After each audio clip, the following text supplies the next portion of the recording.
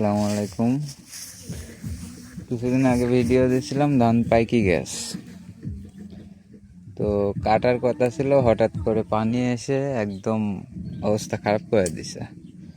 এই যে এদুরে কাটছে, প্রচণ্ড এদুর লাগছে। আর এই যে পানির মধ্যে দিয়ে হাঁটতেছি, ধান হয়েছে আলহামদুলিল্লাহ, আল্লাহ ভালো ধান দিছে। কিন্তু এই যে পানির এদুরে কাটছে প্লাস পানি, এখন এই ধান তোলা খুব কষ্ট হবে, মানে রাস্তায় তুলে অনেক কষ্ট হবে। চিন্তা করতেছি কি করি।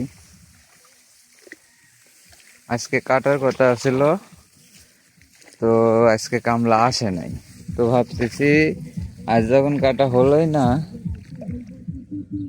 আর 4-5 দিন দেখি পানিটা একটু কমলে, নাহলে পানির মধ্যে অনেক যন্ত্রণা হবে, প্রচণ্ড পানি। এদুর কাটি একবারে অবস্থা খারাপ করে ফেলাইছে। জায়গায় জায়গায় কাটছে, ওষুধ দিয়েছিলাম কিন্তু কাজ হয় নাই। তো নিচ মাথায় আরো বেশি পানি। এখানে এক বিঘা ভুঁই আছে, তার মধ্যে হলো সিকি ভাগ দিতে হবে। ধরেন 5 কাঠা সিকি যাবে, মানে যে পানি দিছে তারে দিতে হবে, আর বাকি 15 কাঠা থাকবে।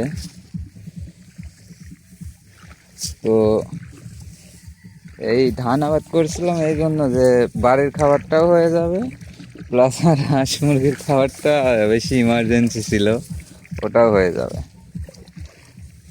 এই জন্যই ধান লাগানো। তো দেখি শুক্রবার শনিবার তো কাটার একটা চিন্তা ভাবনা আছে।